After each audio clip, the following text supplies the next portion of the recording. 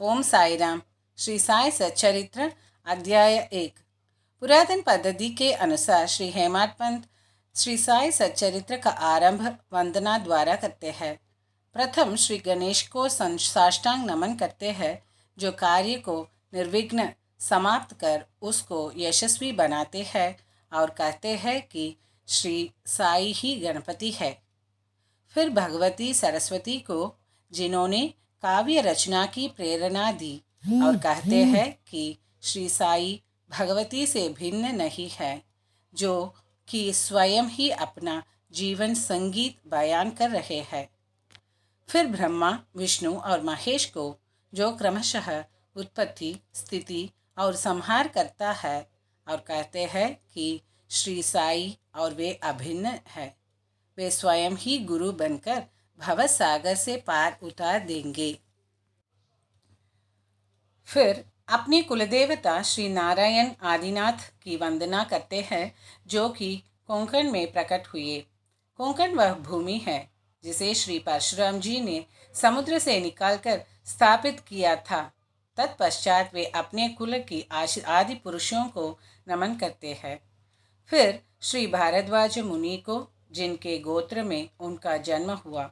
पश्चात उन ऋषियों को, जैसे याज्ञवल्क्य, भृगु, पराशर, नारद, वेदव्यास, सनक, सनंदन, सनत कुमार, शुक, शौनक, विश्वामित्र, वशिष्ठ, वाल्मीकि, वामदेव, जैमिनी, वैशंपायन, नवयोगींद्र इत्यादि तथा आधुनिक संत जैसे निवृत्ति, ज्ञानदेव, सोपान, मुक्ताबाई, जनार्दन, एकनाथ, नामदेव, तुकाराम, कान्हा, नरहरि आदि को नमन करते हैं।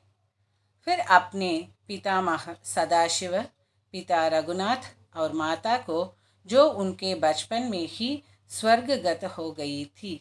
फिर अपनी चाची को, जिन्होंने उनका भरण पोषण किया, और अपने प्रिय ज्येष्ठ भ्राता को नमन करते हैं। फिर फाटकों को नमन करते हैं, जिनसे उनकी प्रार्थना है कि वे एकाग्रचित होकर कथामृत का पान करें।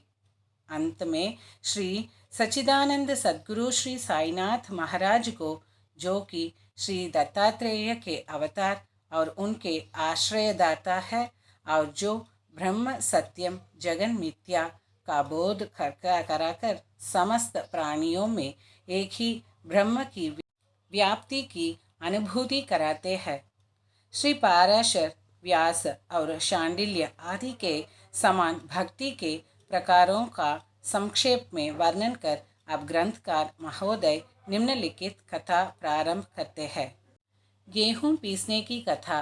सन 1910 में मैं एक दिन प्रातःकाल श्री साई बाबा के दर्शनार्थ मस्जिद में गया।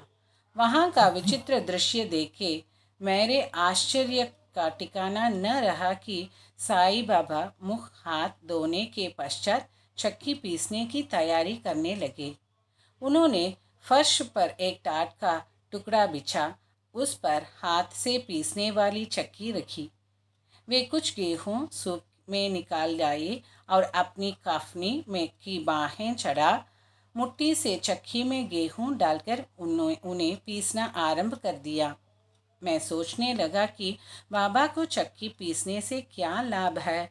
उनके पास तो कोई है भी नहीं, और वे अपना निर्वाह भी भिक्षावृत्ति द्वारा ही करत है। इस घटना के समय वहाँ उपस्थित अन्य व्यक्तियों की भी ऐसी ही धारण थी, परंतु उनसे पूछने का साहस किसे था। बाबा के चक्की पीसने का समाचार शीघ्र ही सारे गांव में फैल गया, और उनकी यह विचित्र लीला देखने के हेतु तत्काल ही नर नारियों की भीड़ मस्जिद की ओर दौड़ पड़ी। उनमें से 4 निडर स्त्रियां भीड़ को चीरती हुई ऊपर आई और बाबा को बलपूर्वक वहां से हटाकर उनके हाथ से चक्की का कूंठा छीनकर तथा उनकी लीलाओं का गायन करते हुए उन्होंने गेहूं पीसना प्रारंभ कर दिया। पहले तो बाबा क्रोधित हुए, परंतु फिर उनका भक्ति भाव देखकर वे शांत होकर मुस्कुराने लगे।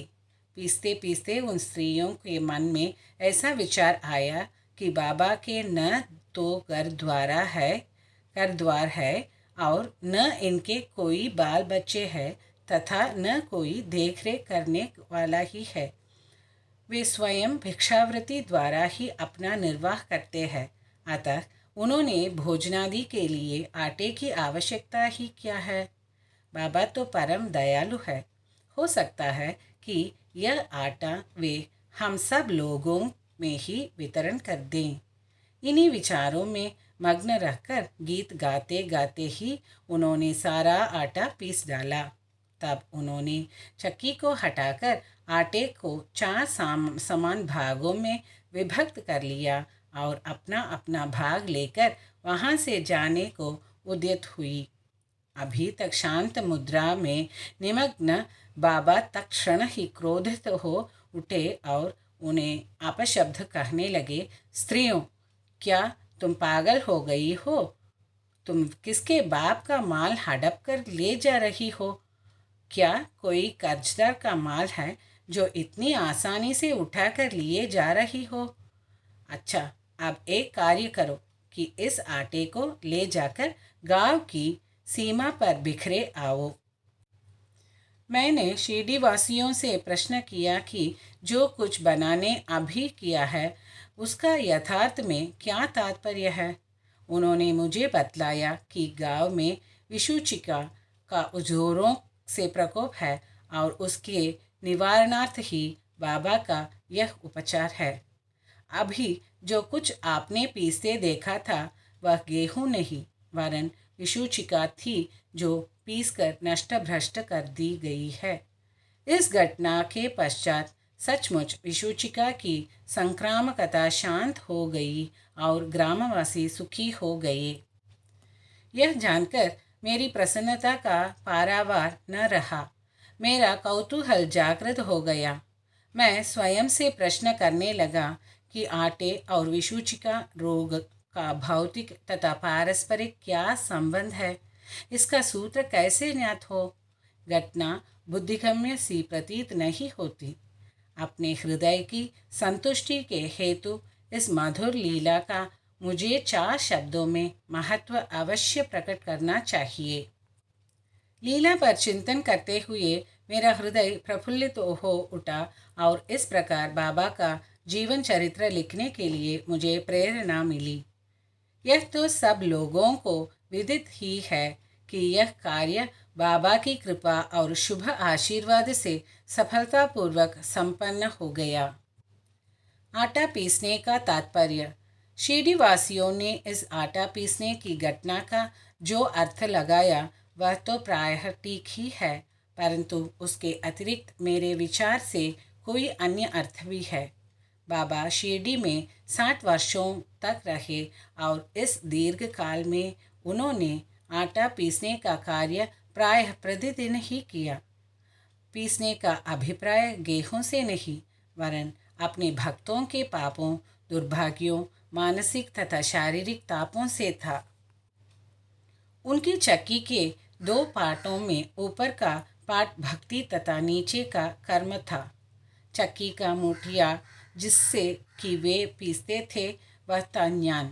बाबा का दृढ़ विश्वास था कि जब तक मनुष्य के हृदय से प्रवृत्तियाँ, आसक्ति, घृणा तथा अहंकार नष्ट नहीं हो जाते, जिनका नष्ट होना अत्यंत दुष्कर है, तब तक ज्ञान तथा आत्मानुभूति संभव नहीं है। यह घटना कबीरदास जी की इसके तदनुरूप घटना की स्मृति दिलाती है। कबीरदास जी एक स्त्री को अनाज पीसते देखकर अपने गुरु निपट निरंजन से कहने लगे कि मैं इसलिए रुदन कर रहा हूँ कि जिस प्रकार अनाज चक्की में पीसा जाता है उसी प्रकार मैं भी भवसागर रूपी चक्की में पीसे जाने की यातना का अनुभव कर रहा हूँ। उनके गुरु ने उत्तर दिया कि घबराओ नहीं, चक्की के केंद्र में जो ज्ञान रूपी दंड है उसी को दृढ़ता से पकड़ लो। जिस प्रकार तुम मुझे करते देख रहे हो उससे दूर मत जाओ, बस केंद्र की ओर ही अग्रसर होते जाओ और तब यह निश्चित है कि तुम इस भवसागर रूपी चक्की से अवश्य ही बच जाओगे। श्री सद्गुरु साईनाथार्पणमस्तु। शुभम भवतु। ओम साई राम। जय साई राम।